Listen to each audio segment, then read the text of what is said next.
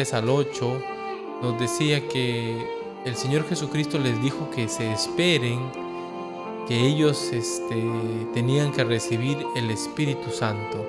El versículo 4, noten lo que dice: y estando juntos, les mandó que no se fueran de Jerusalén, sino que esperasen la promesa del Padre, la cual les dijo: oísteis de mí. Hemos visto cómo Jesús fue preparando a la par a sus discípulos y cómo en este tiempo, ya que Él ya tiene que partir, les comisiona: id por todo el mundo y predicar el Evangelio a toda criatura. Y es que todo el tiempo de su ministerio los ha tenido expuestos y preparándolos para eso. Y el versículo 8, y me voy a saltear hasta ahí, les dice algo importante, noten: pero recibiréis poder cuando haya venido sobre vosotros el Espíritu Santo, y me seréis testigos en Jerusalén, en toda Judea, en Samaria y hasta lo último de la tierra. El ser testigo, esperar la promesa del Espíritu Santo para ser testigo. En la mente de Dios, en la mente del Señor Jesucristo, sus discípulos debían ser testigos y debían esperar en ese momento para recibir el Espíritu Santo. Pero a partir de ahí, su meta es ser testigos. Mire cuán importante es esta definición. Los creyentes no podemos vivir como que eso es una tarea de algunos. No, todos nosotros debemos ser testigos del Señor Jesucristo, testigos de quién es Él. Es cierto, nosotros vamos a contar lo que la Biblia nos cuenta acerca de Jesucristo. Y tenemos que decirlo, ¿no? Nosotros no somos testigos presenciales, ciertamente, como ellos, como los apóstoles, como los primeros discípulos. Pero creemos en el Señor de todo corazón, entendemos que la Biblia es la palabra de Dios, es verdad, y atestiguamos la verdad, atestiguamos de Jesucristo. Mire que no estamos en una situación donde tenemos que decidir si queremos evangelizamos, si no queremos no. Somos testigos. Y en efecto, entonces, lo que vemos es que los primeros discípulos, ¿no? Debían atestiguar. Incluso ellos le hicieron una pregunta interesante al Señor Jesucristo, versículo 6. Entonces, los que se habían reunido le preguntaron diciendo: Señor, ¿restaurarás el reino a Israel en este tiempo? Es muy importante esta pregunta. Entonces los que se habían reunido le preguntaron diciendo: Señor, ¿restaurarás el reino a Israel en este tiempo? Ellos estaban preocupados pues porque Jesús había venido como Mesías a un pueblo judío. No entendían toda la dimensión de la salvación o de la obra de Cristo. Quizás ni siquiera pensaban en el tema de la iglesia. Ellos estaban pensando en el reino y en la restauración de Israel. Pues noten, no estaban pensando en iglesia, no estaban pensando en salvar a gentiles. Ellos estaban pensando en que Israel nuevamente sea quien gobierne, ¿no? Que Jesús como Mesías gobierne. Entonces los que se habían reunido le preguntaron diciendo: Señor, ¿restaurarás el reino a Israel en este tiempo? Ellos están pensando en qué en ese momento. En saber qué va a pasar en el futuro. Si el Señor Jesucristo, ahora que ya murió, que ya resucitó, imagínense, ahora va a actuar con poder, pues, ¿no? Y ellos entienden el poder de Jesús. Pero ¿qué les dice Jesús? No os toca saber a vosotros los tiempos o las sazones que el Padre puso en su sola potestad. No es su tarea estar preocupados por eso, les dice, si voy a restaurar el reino a Israel o no. No les dice eso. No se preocupen por eso. ¿Qué debe ser su preocupación? Su anhelo, su tarea. Pero recibiréis poder cuando haya venido sobre vosotros el Espíritu Santo. Y me seréis testigos en Jerusalén, en toda Judea, en Samaria y hasta lo último de la tierra. Qué interesante, ¿no? Hoy estaban queriendo saber si ya iba a ocurrir, pues ya de alguna manera el reinado del Mesías, iba a ocurrir el reinado de Cristo ya. Y Jesús les dice: no les puedo decir eso. No es algo que a ustedes les toque saber ahora. Lo que ustedes deben hacer es ser testigos. La principal responsabilidad del cristiano es crecer para poder ser un testigo como Dios manda. Crecer y mientras vamos creciendo, atestiguar de Cristo.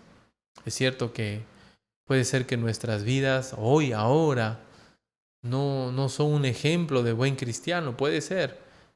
Pero ¿qué esperamos? Cambiemos. Por definición, por llamado, el creyente es un testigo y ha recibido poder. Era lo importante. No te preocupes por el reino, le dice el Señor Jesucristo. Preocúpate por ser un testigo fiel del Señor. Qué tremenda verdad, ¿no? Ellos volvieron de Jerusalén, dice el versículo 12, desde el monte que se llama del Olivar, el cual está cerca de Jerusalén, camino de un día de reposo. Y entrados, dice, estamos en Hechos 1 todavía, subieron al aposento alto donde moraban Pedro, Jacobo, Juan, Pedro, Juan, Jacobo en el barco, Andrés, Felipe, Tomás, Bartolomé, Mateo, Jacobo, hijo de Alfeo, Simón el celote y Judas, el hermano de Jacobo. Versículo 14 dice, todos estos perseveraban unánimes en oración y ruego con las mujeres y con María, la madre de Jesús, y con sus hermanos. Todos, entonces había un grupo regular, 120 más o menos, y estaban reunidos ahí esperando la promesa del Espíritu Santo. Y una vez que la promesa venía, ellos tendrían que convertirse en testigos de Cristo. Y si usted lee, y vamos a leer, ¿no?, el libro de Hechos y otros libros del Nuevo Testamento, donde se ve que todo gira en torno a cumplir el ser testigo. Ya no tenemos excusa, tenemos el Espíritu Santo, es lo que vamos a notar. Pero hasta ese momento, todos están allí refugiados, unidos, siendo un grupo nuclear, digamos así, eran 120, pero eran un grupo nuclear, esperando la promesa del Espíritu Santo. Hechos capítulo 2, versículo 1, noten lo que dice. Cuando llegó el día de Pentecostés, estaban todos unánimes juntos, versículo 2, y de repente vino del cielo un estruendo, como de un viento recio que soplaba, el cual llenó toda la casa donde estaban sentados. Y se les aparecieron lenguas repartidas como de fuego, asentándose sobre cada uno de ellos.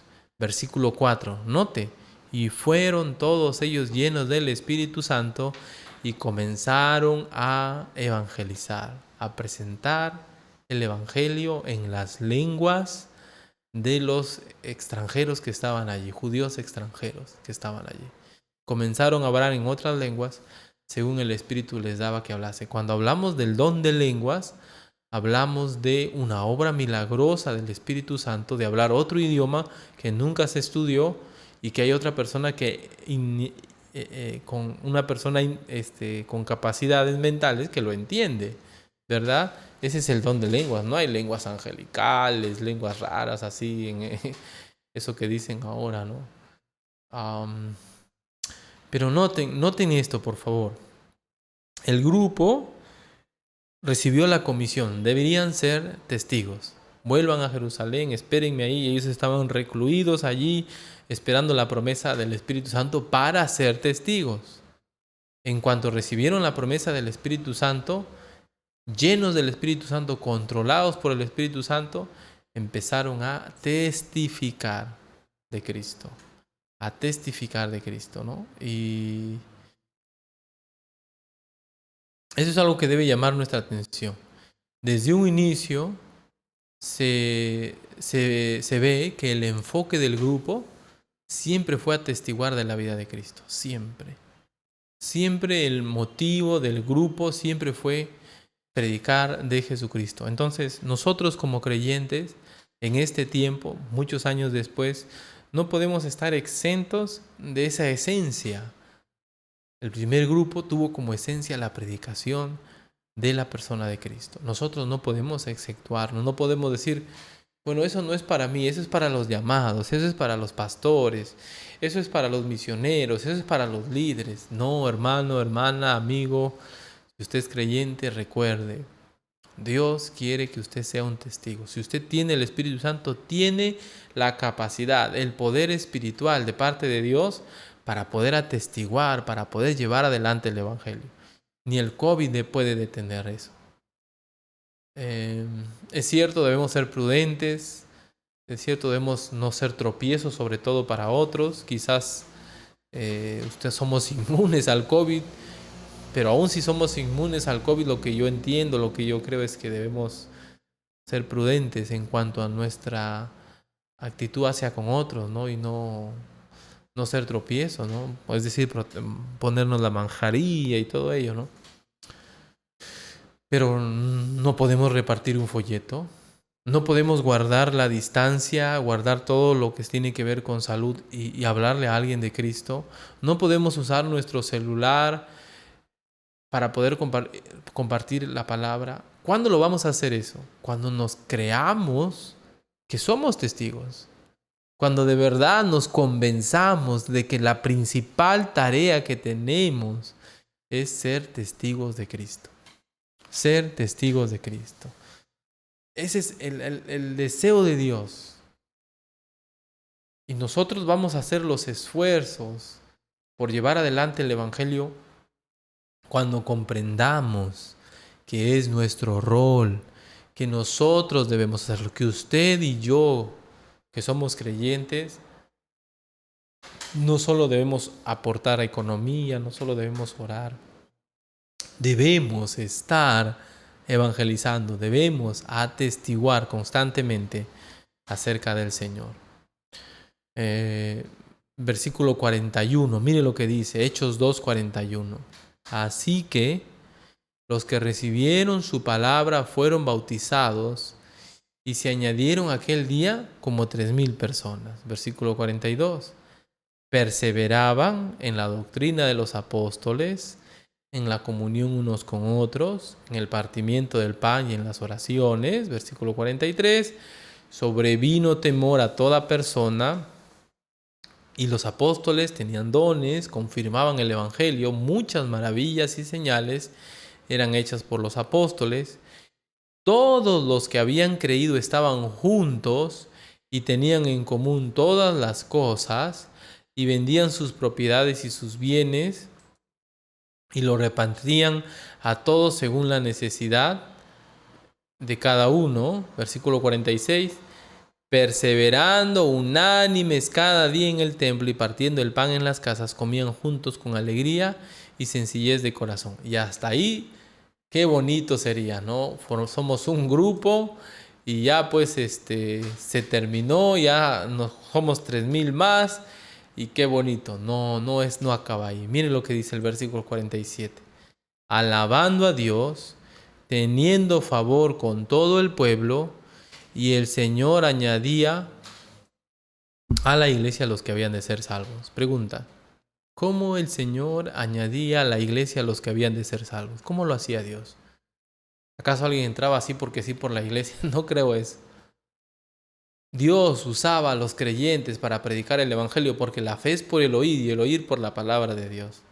Y la única manera en que una persona conozca de la justicia de Dios, conozca del pecado, conozca de la salvación, conozca del arrepentimiento es por el Evangelio, como dice Romanos. En el Evangelio la justicia de fe de Dios se revela por fe y para fe. En el Evangelio está presente la justificación.